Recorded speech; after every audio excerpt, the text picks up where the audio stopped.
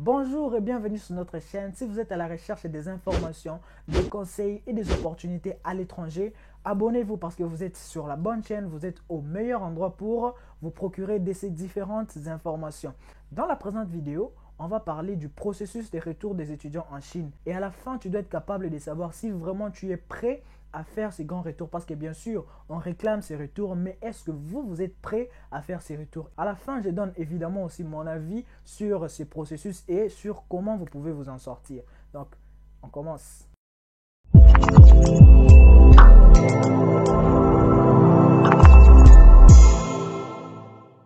La première chose qui sera imposée, c'est d'être en contact permanent avec l'université.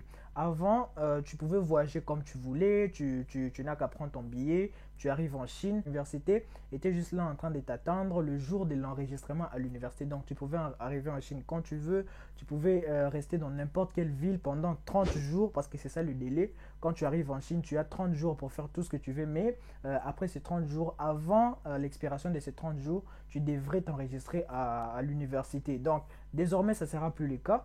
Vous devez informer l'université partout où vous allez passer, que ce soit l'escale, que ce soit votre ville où vous allez arriver en Chine. Donc, tout l'université doit savoir. Après, je suis sûr qu'ils vont imposer de prendre le vol direct. Ils ne vont pas accepter des vols avec des escales. Donc, vous allez être obligé de trouver des vols qui vont quitter directement de votre pays, direct pour arriver en Chine sans faire des escales, ou bien ils vont imposer des escales que vous pouvez faire. Donc, vous devez vérifier vraiment votre vol.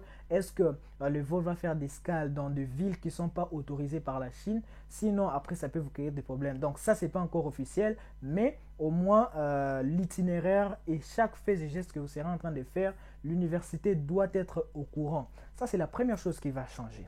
La deuxième chose à laquelle vous devez vous préparer, c'est le vaccin. On est tous d'accord que ce n'est pas tout le monde qui est prêt à prendre les vaccins contre le virus en question. Donc, il y a ceux qui sont pour, il y a ceux qui sont contre. Et voilà, si vous faites partie de ces gens qui veulent faire les études en Chine, je pense que si vous êtes contre, donc vous n'allez pas venir. Je suis sûr qu'ils vont imposer de prendre le vaccin et pas n'importe quel vaccin, le vaccin produit par la Chine. Ça sera une des conditions qui sera imposée aux étudiants. Bien sûr, tout le monde n'est pas d'accord parce que même pour les étudiants qui sont en Chine, il y a même ceux qui ne sont pas d'accord. Il y a même, on a donné des vaccins pour certaines villes, c'était gratuit. D'autres, on a payé. Par exemple, pour mon cas, à Beijing, on a payé. On a payé le vaccin et certains étudiants ont refusé. On n'a rien imposé, on n'a pas mis des restrictions pour eux, mais je suis sûr aussi que pour les étudiants qui vont revenir en Chine, on va demander à tout un chacun de prendre des vaccins de la Chine. Ils vont organiser l'injection de ces vaccins à l'ambassade et vous devez aller le faire à l'ambassade de la Chine. Comme ça, ils seront sûrs que c'est vraiment le vaccin de la Chine que vous avez pris. Ça, c'est autre chose. Vous devez vraiment vous attendre à ça. Donc, si vous n'êtes pas prêt à prendre le vaccin de la Chine, donc n'attendez pas non plus les retours des étudiants en Chine parce que vous n'allez pas être éligible. Donc ça, c'est la deuxième chose à laquelle vous devez vous attendre. Et pendant que j'avance, il y a certains qui m'ont écrit en privé, ils m'ont demandé de parler d'autres pays, de ne pas parler que de la Chine. Et du coup, je suis en train de prendre des informations pour le Canada et bientôt, je vais vous sortir une playlist où on parle de la vie et les études au Canada. Donc, soyez prêts. J'espère que vous allez profiter de la playlist. Donc, la troisième chose à laquelle vous devez vous préparer, c'est des quarantaines, pas une seule. Vous allez faire des quarantaines. 6 mois, je dois le dire. Je pense que c'est là qu'il y aura le gros souci. Pourquoi? Déjà, vous êtes dans votre pays. Je vais prendre les cas. Tu es au Congo. Le cas du Congo. Tu es au Congo. On va imposer l'hôtel. L'hôtel qui sera surveillé par les Chinois où vous allez faire votre première quarantaine. Là, on impose 14 jours. 14 jours en quarantaine dans cet hôtel que la Chine ou l'ambassade de la Chine va fixer pour tous les étudiants. Donc, par exemple, si vous êtes au Congo, vous n'êtes pas dans la capitale, vous serez obligé de vous rendre à l'ambassade de la Chine, savoir dans quel hôtel, à quel endroit on doit faire cette quarantaine. Et maintenant, vous allez aussi vous inscrire et faire cette quarantaine de 14 jours. Et là, les frais et en tout cas tout ce qu'il y aura comme frais, vous allez payer seul. Que vous ayez la bourse ou pas, vous allez payer vous-même le frais. Donc ça, c'est la première quarantaine à faire. 14 jours en quarantaine dans votre pays. Après, vous allez prendre le vol, vous allez voyager, vous arrivez en Chine. Quand vous arrivez en Chine, à l'aéroport. Donc là encore, on va vous prendre parce que vous allez venir en groupe. Vous arrivez, on va encore vous mettre en quarantaine de 14 jours dans l'hôtel. Parce qu'on ne va pas vous amener à l'hôpital, on ne va pas vous amener à l'université. Quand vous êtes venus, vous tous, on va vous mettre en quarantaine dans un endroit. Par exemple, dans l'hôtel, une maison qu'on va prendre pour vous. Voilà, tout ça, ça va dépendre maintenant. Mais tout ce qu'il y aura comme frais et dépenses à payer, ça sera à vos propres charges. Et ça, faut bien le mentionner, que vous soyez sur la bourse du gouvernement, que vous ayez le CSC Scholarship, vous ayez des bourses universitaires.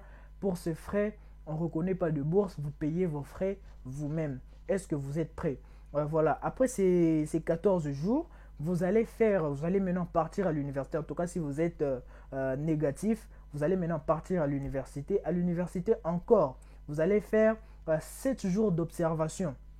Donc dans le sens où l'université va passer chaque matin, vous prendre des températures, voir comment vous allez. Donc c'est comme si on vous surveille pendant 7 jours. Et après ces 7 jours, si tout est normal, on vous donne encore une feuille que vous allez compléter vous-même pendant 7 autres jours pour vérifier votre température. Et au final, ça va faire au moins 35 jours de quarantaine que vous aurez à faire. 14 au pays, 14 à l'aéroport dès que vous arrivez, 7 jours et encore autres 14 jours à l'université. Et au total, ça fait à peu près 35 jours que vous aurez à faire de quarantaine. Et si on doit faire le total de tous les frais, on doit évaluer, ça peut aller à plus de 2000 plus ou moins. 2000 dollars à payer ou à peu près 1 100 000 francs CFA à payer. Maintenant, vous devez être prêt à le payer parce que tous les frais et tout ce qu'il y aura comme dépenses à faire, ça sera à vos propres charges. Ça ne dépend pas si vous avez de scholarship ou pas. Vous allez payer ces frais. Voilà, ça c'est la troisième chose à laquelle vous devez vous attendre quand on va annoncer en tout cas, quand vous serez en train de préparer les retours en Chine. Et la dernière chose à laquelle vous devez vous attendre parce que ça peut arriver, je ne le souhaite pas, mais il faut vraiment être prêt à ça. Dans le sens où, parce que vous avez vu, ce sont des quarantaines, ce sont des longs processus à faire et tout ça, c'est pour s'assurer que vous êtes négatif au virus. Vous n'avez pas le virus. Mais si il arrivait que vous avez le virus, qu'est-ce qui va se passer? Donc là, je suis sûr que vous allez être rapatrié dans votre pays. Vous allez être renvoyé parce qu'on ne va pas vous garder en Chine pendant que vous avez le virus en question.